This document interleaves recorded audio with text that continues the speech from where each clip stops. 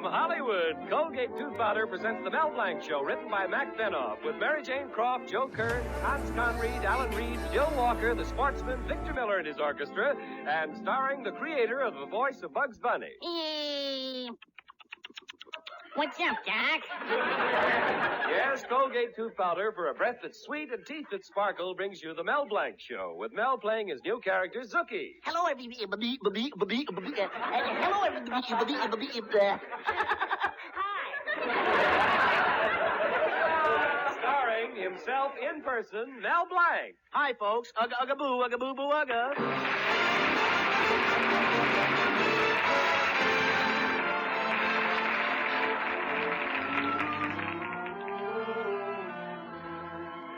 It's a pleasant evening in Mel Blanc's little town, and young lovers, taking advantage of the weather, are walking hand in hand through Crotona Park. On a secluded park bench, Susan Adams is saying to her boyfriend, "Oh, Henry, that big man who just walked by nodded to me." Oh, he did, huh? Well, either he apologizes or I'll knock his block off. and walking towards Indian Lake, Shirley Davis is saying to her boyfriend, Oh, Roy, that fellow over there just smiled at me. Oh, he did, huh? Well, I'll go right over there and wipe that smile off his face with my fist. and in another part of the park where Betty Colby is walking with her boyfriend, Mel Blanc, Betty is saying, Oh, Mel, that tough-looking man over there winked at me. Oh, he did, huh? I could have sworn he winked at me. Well, after a while, Mel and Betty left the park, and now we find them in the front parlor of Betty's house. Oh, Mel, we're all alone in the house. Say, Betty, you know, next month is the annual convention of the Loyal Order of Benevolent Zebras. Nobody will be home for hours. The Grand Caliph is coming to town tomorrow. And your father wants to be head of the entertainment committee. Mel, kiss me. And if I can help your father, Huh? What'd you say, Betty? I said, kiss me. Betty, you haven't heard a word I said. Yes, I have, and I know all about it because the Grand Caliph is coming to our house for dinner tomorrow. Father's been talking about nothing but the convention. Gosh, we had a big convention last year. What a parade.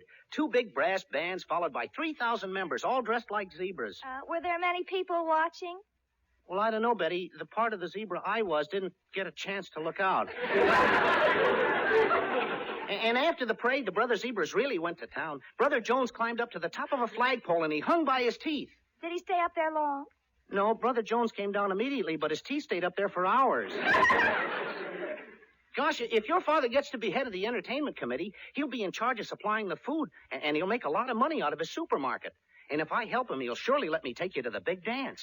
Oh, if there's only some way you could help Father. Yeah. Betty, there is. I can entertain the Grand Caliph. Entertain him? Sure. What do I do best? Sing, dance, or tell jokes? What else do you do?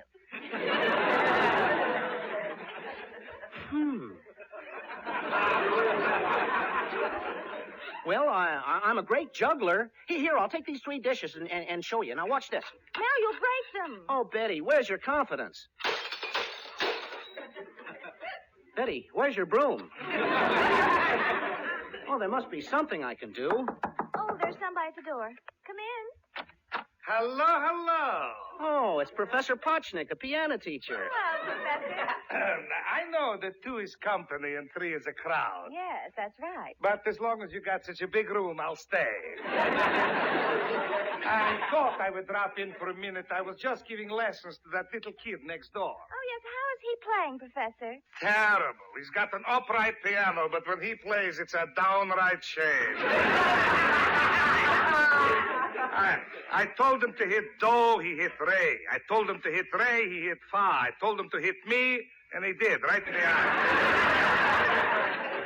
Say, Professor, Mr. Colby is trying to get the job of supply entertainment for the Zebra convention. Can you help him out? Oh, can I help him? Mel, you are talking to a man who was born in a trunk. Oh, you mean you were on the stage? No, my father owned the luggage company. But later on, I did go on the stage. Was I good? You know how in Europe they kiss the performers?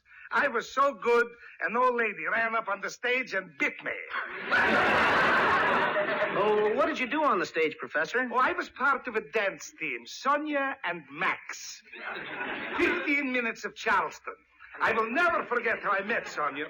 I danced with her on the back porch. Boy, was I hot. Send me daddy. Yeah, man. Send me daddy. Beat me daddy. Send me daddy. After I got out of the hospital, Hey, wait a minute. How did you get in the hospital? Her daddy sent me. And then I married her and we broke up. She was double-crossing me. Well, how'd you find out? All night long, she is whispering in her sleep, Max, Max. But Max is your name. I know, but she is whispering, Max. Max just left. I'll meet you in 15 minutes, Joe. But my heart pines to go to her. She's in Mexico now, dancing under the name of Popocatépetl. Popocatépetl? Well, that's a volcano with fire inside. I told her not to eat that Mexican food. Say, Mel, I got a wonderful idea for you to be a comedian. Oh, gosh, Professor, I can't be a comedian. Look, why don't you and Mr. Colby become a team like Abbott and Costello, Amos and Andy, the Brooklyn Dodgers? The Brooklyn Dodgers? That ain't a team. See? Already you're a comedian.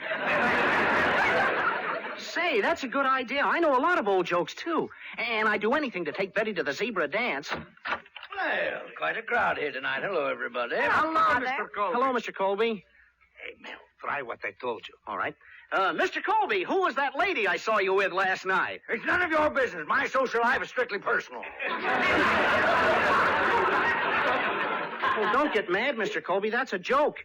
I've got an idea that'll cinch the entertainment job for you when the Grand Caliph gets here. You're going to be a comedian. But I can't be a comedian. You and I will be a team like Abbott and Costello, Amos and Andy, the Brooklyn Dodgers. The Brooklyn Dodgers, that's a baseball club. See, already you're a comedian.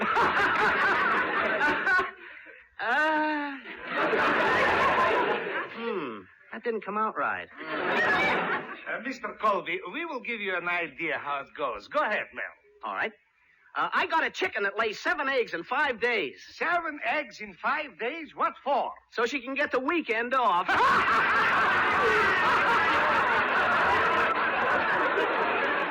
Oh, when the zebra convention hears us tell that joke, Mr. Colby, they'll fall down. Yeah, right on top of her. Oh, but Mr. Colby, if we can make the caliph laugh, that'll be enough to get you the job. Well, maybe you have an idea. All right, I'll try it. Great. Mr. Colby, you know that I'm expecting a little bundle from heaven. A baby? No, my uncle. He's a midget, and he's flying in from Australia. Mel. Yeah? Mel, when do I get to say the joke?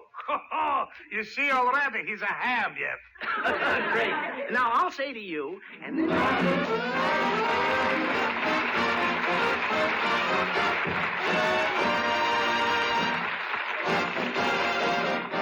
Use Colgate tooth powder, keep smiling just right. Use it each morning and use it each night.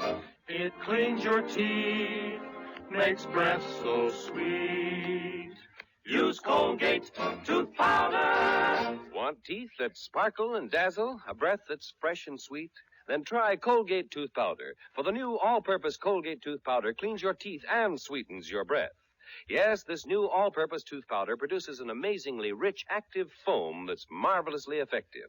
Every time you brush your teeth with this new all-purpose Colgate tooth powder, your whole mouth feels clean, sweet, fresh. Your teeth regain their natural sparkle. It's been proved in 7 cases out of 10 that Colgate tooth powder instantly stops unpleasing breath that originates in the mouth. And as for cleaning, you can depend on Colgate tooth powder revealing the natural brilliance of your teeth. Yes, Colgate tooth powder, the new all-purpose tooth powder, does everything you can expect or ask of a dentifrice. Try Colgate tooth powder today for teeth that sparkle and a breath that's sweet. Use Colgate tooth powder. Well, back back to Mel Blanc. Mr. Colby has invited the Grand Caliph to his house for dinner tonight, hoping he will be made chairman of the entertainment committee for the annual convention of zebras. Mel has persuaded Mr. Colby to do a vaudeville act with him to impress the Caliph, and for once, it looks like Mel is in solid with his girlfriend Betty's father, the grouchy Mr. Colby. That is, until Hartley Benson, the town Beau Brummel, comes into Mel's fix-it shop, which he is doing right now. Hello, Hartley. It's good to see you. Good. Most people are usually overjoyed. That old boy, I just stopped by at Betty's house. In fact, I composed a little poem about her. Betty is so pretty.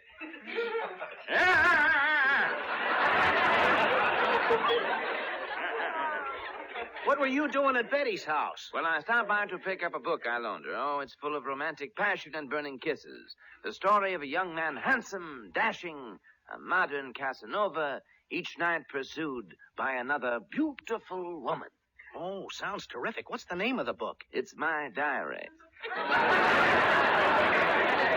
What's a book? Mel, old boy, you haven't lived until you've read December 25th, 1946. And her boyfriend was out playing Santa Claus. Yeah. Oh, cut it out, Hartley. The way you talk, you'd think every woman in this town is crazy about you. Well, form your own conclusion, Mel. But I'm the only man in this town who is approved by good housekeeping.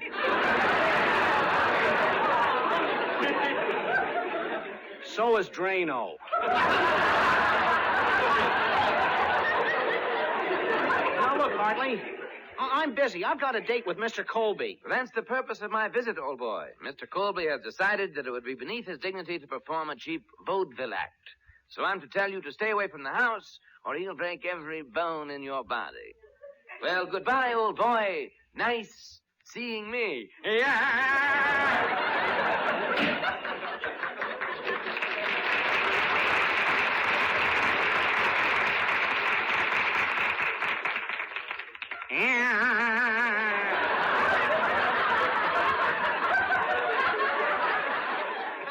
What a character. That's all he does. Goes out with girls, romances them, hugs them, and kisses them. Who wants to live like that? I do. Gosh, for a while there I was, big shot with Mr. Colby. Now, blank, you're a blank. Oh, it's my lodge president, Mr. Cushing. Hello, Mel. Ugga-boo-boo-ugga. Greetings, mighty potentate. Ugga-ugga-boo, ugga-boo-boo, ugga. Say, what's the matter, mighty potentate? You look a little depressed. Well, Mel, I just came from the finance company. I tried to get a loan, but they turned me down. Why? Well, they asked me what my occupation was, and I said housewife. I was going to lie about it, Mel, but the milkman was standing there. When he saw me, he said, "Hello, cutie." Oh, stop exaggerating, mighty potentate. Why didn't you tell him? Who wears the pants in your family? My wife. Yeah, but when she's gone, who wears the pants? The lamb chops. What a woman. You know, Mel, the other day she wanted to go shopping, and she said to me, "John, get out the car and run me over."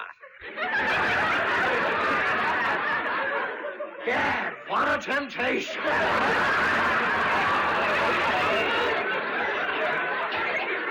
I don't know, mighty potentate. You talk that way to me about your wife. But what would you say if you lost her? Finders keepers. As a matter of fact, Mel, once I did nearly lose my wife. She was sick, almost at death's door. Well, I left the hospital room and I sang a solemn song. What song did you sing? Open the door, Richard.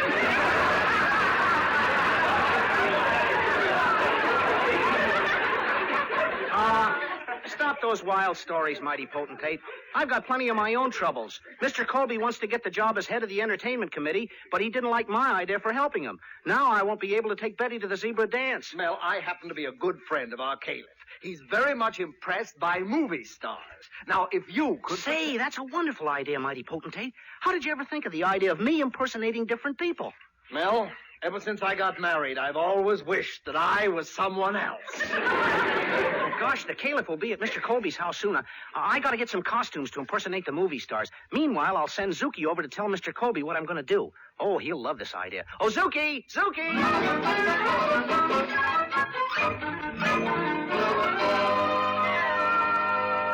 Suki, it looks like Mel has a very good idea. Now, let me get it straight. Well, Mr. Colby, first the Grand Caliph eats that great big that filet that stuffed hash. And then Mel is going to visit you and make believe he's somebody, another. All right, Suki. I've got it all clear now. You have? Yes. Then explain it to me. I don't understand it myself.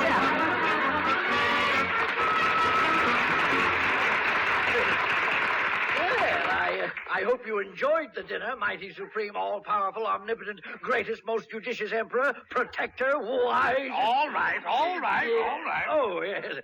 Oh, by the way, mighty Caliph, how do you like our little town? Not bad.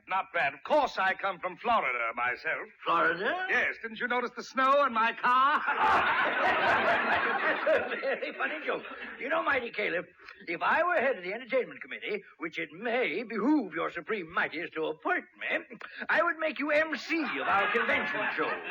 MC, that's a show business term, is it not? Oh, yes, it is. It means Merry Christmas. Oh, see, I know a lot of people in show business. Hollywood stars are visiting me all the time. You don't say. Well, that may be one of them now. I'll open the door. Hello, Mr. Colby. Ugaboo, Casbah. Charlie, how are you? You call him Charlie? Sure. That's my friend, Charlie Chaplin. No. Charlie Boyer. Mr. Colby, you are the first one I come to see, my friend. I just come from France on the Normandy. But the Normandy's been sunk for years. No wonder the food was so soggy. You know, Mr. Boyer, I never miss one of your pictures. I particularly like Gaslight. Oh, yes, Gaslight. That was made because the picture company could not pay the bill. But now that they made money and paid the bill, we make a new picture, Electric Light. Hollywood is so fascinating. Tell me, what role are you going to play? I play a psychological criminal role, a bulb snatcher. You see, I am a discharged war hero, a GE. By the way, Mr. Colby, I hope that this year the Loyal Order of Benevolent Zebras can persuade you to become chairman of their entertainment committee. Well, that all depends on... Oh, you did such a wonderful job last year when you distributed the awards. The Academy Awards? Why, I didn't see you in the newsreels. The Riding Academy Awards. For Western pictures. For Western pictures? Why, I didn't know. Pardon me, I hear the director hollering, "Quiet on the set!" And I must go. Au revoir! Well, mighty Caliph, about that entertainment committee job, You know, that's funny, Mr. Colby. He didn't look at all like Charles Boyer. Well, when you get to know stars like I do, you know how different they look on and off the screen. It's what we in show business call, make-off. Once it starts, it never stops. I'll get there. Hello, Mr. Colby. Don't you remember your old friend Peter Lorre? Oh, good to see you, Mr. Lorre. May I take your things? Yes, but be careful of that glove. There's a finger in it. Peter, old pal, come in. Meet the Grand Caliph of my lodge. This is an honor, Mr. Lorre. Ugga boo boo.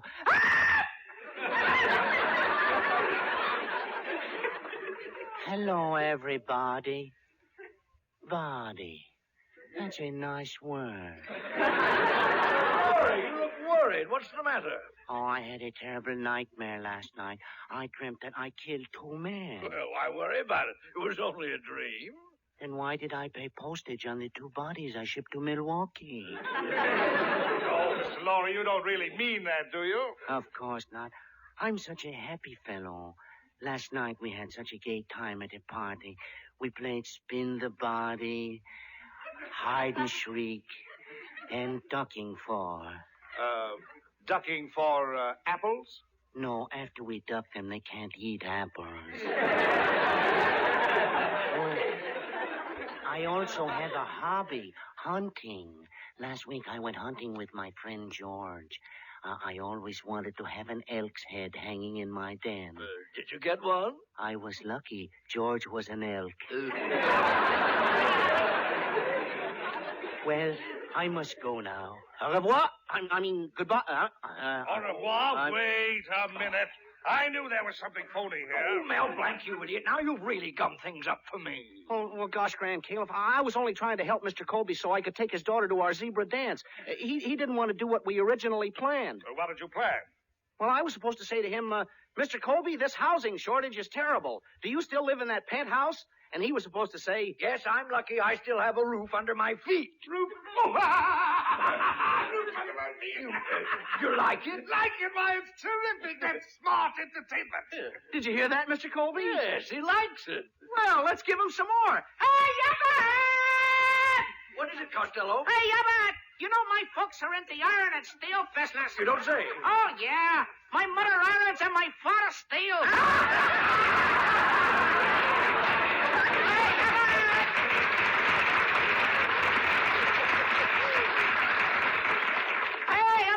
You got 4 cents for a cup of coffee? 4 cents. Coffee costs a nickel. I know, but who buys retail? Hey, you know, I got a dog that's worth $10,000. Half collie and half bull. Really? What part's bull? I know the part about the $10,000. Well, what do you know? Another comedian.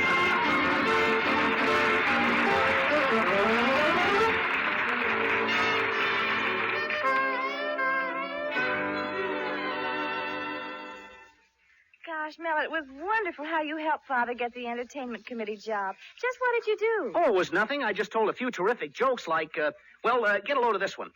Betty, I just got a dog with long white hair. I can't think of the name of it. Spitz? No, he just drools a little. Mel, aren't you ashamed of yourself? Oh, what's the use? You can't win. Oh, I'm a bad boy.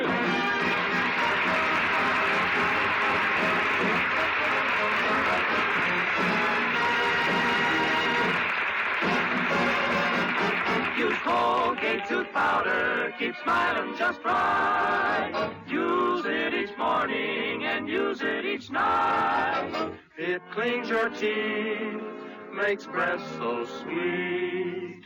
Use Colgate tooth powder. Have you heard about Colgate tooth powder? The new all-purpose Colgate tooth powder that cleans your teeth and sweetens your breath?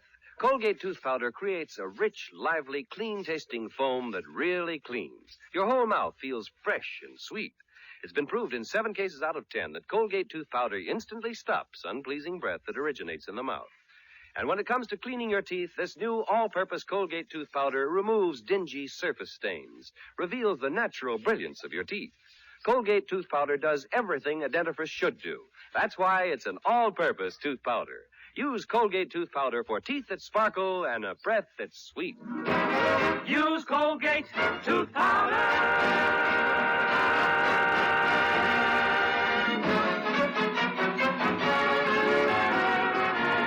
This is Bud Easton reminding you that Colgate tooth powder for a breath that's sweet and teeth that sparkle brings you the Mel Blanc Show every Tuesday at this time. Be sure to join us again next Tuesday night for more fun with Mel and the people you'll meet in Mel Blanc's Fix-It Shop. Say hello to Halo Shampoo for naturally bright and beautiful hair. Remember, even finest soaps and soap shampoos hide the natural luster of your hair with dulling soap film. But Halo Shampoo contains no soap, therefore leaves no dulling soap film. Even in hardest water, Halo makes oceans of rich, fragrant lather. Quickly banishes loose dandruff and dirt. Halo needs no lemon or vinegar rinse. Say hello to Halo and goodbye to dulling soap film. Get Halo Shampoo at any cosmetic counter.